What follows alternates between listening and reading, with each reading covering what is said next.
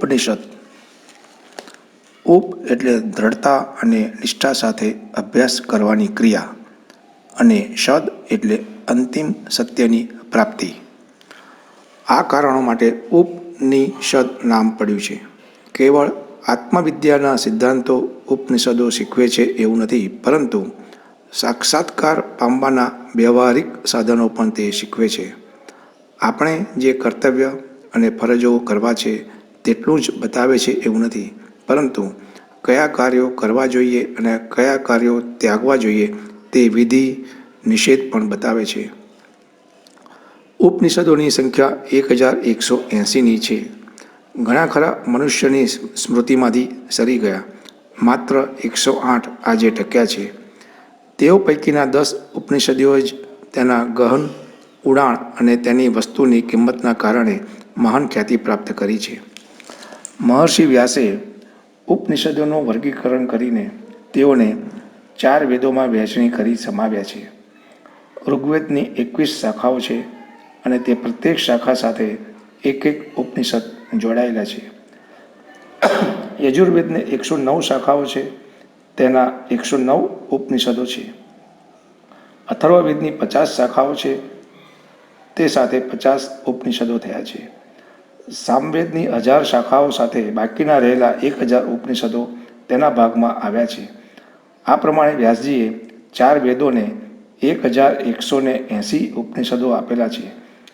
શંકરાચાર્યે 10 ઉપનિષદો ચૂંટી કાઢી તેના પર ભાષ્ય લખ્યા અને તેનું સ્થાન ઉન્નત કર્યું.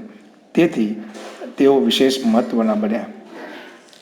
ઈશાવાસ્યોપનિષદ, કઠોપનિષદ, મુંડક ઉપનિષદ, માંડુક્ય ઉપનિષદ, બૃહદ્રારણ્યક ઉપનિષદ, પ્રશ્નોપનિષદ, કેનોપનિષદ, છાંદોગ્ય ઉપનિષદ, ઐતરેય ઉપનિષદ, તૈત્તરીય ઉપનિષદ અને બ્રહ્માનુભવ ઉપનિષદ.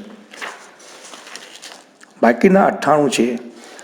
બ્રહ્મ, કૈવલ્ય, શ્વેતસ્વ, જાબાલી, હંસ, ગર્ભ, આરુણિ પરમહંસ, અમૃતાનંદન, નારાયણી, અમૃતબિંદુ, અથર્વશીખ, અથર્વશિરા, કશિનારા, મૈત્રેયાની, નૃસિંહનયાની, બ્રહ્મજાબાલ મૈત્રેય, કાલાગ્નિ રુદ્ર, સુલભા મંત્રિકા, ક્ષિતિ, નિરામલા, સર્વહાર વજ્રસૂચિકા, શુભારહસ્ય, તેજોબિંદુ, નાદબિંદુ, ધ્યાનબિંદુ, બ્રહ્મવિદ્યા, આત્મબોધક, યોગતત્વ, નારદ પરિવ્રાજક, બ્રાહ્મણ, સીતાયોગ ચંદામણી, નિર્વાણમંડલ, દક્ષિણામૂર્તિ, સ્કંદા, સરભ, અદ્વૈત, તારક, મહાનારાયણ, સૌભાગ્યલક્ષ્મી, સરસ્વતી રહસ્ય, મુક્તિકા, ભવરિયા, રામતાપન, રામ રહસ્ય, વાસુદેવ,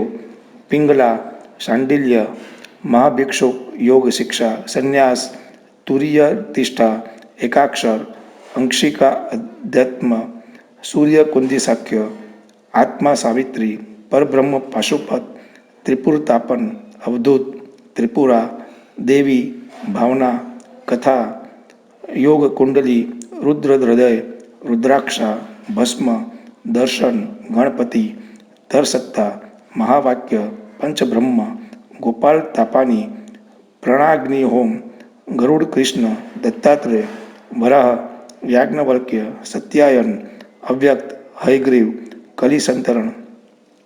ઉપનિષદો દ્વારા ભગવાને સત્ય જ્ઞાન, સત્યને લગતા જ્ઞાનની વાતો કહી છે.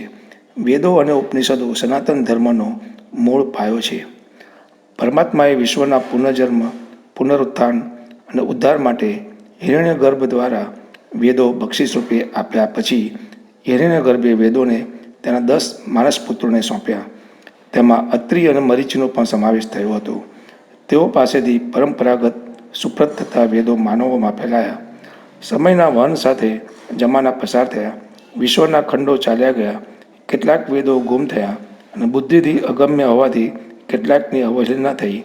પરિણામે આધુનિક સમયમાં 4 વેદો ટેકેલા છે. આ 4 વેદો સર્વશ્રેષ્ઠ વેદ પ્રદર્શન વેદ વ્યાસજીએ દ્વાપર યુગમાં તેના શિષ્યોને શીખવ્યા.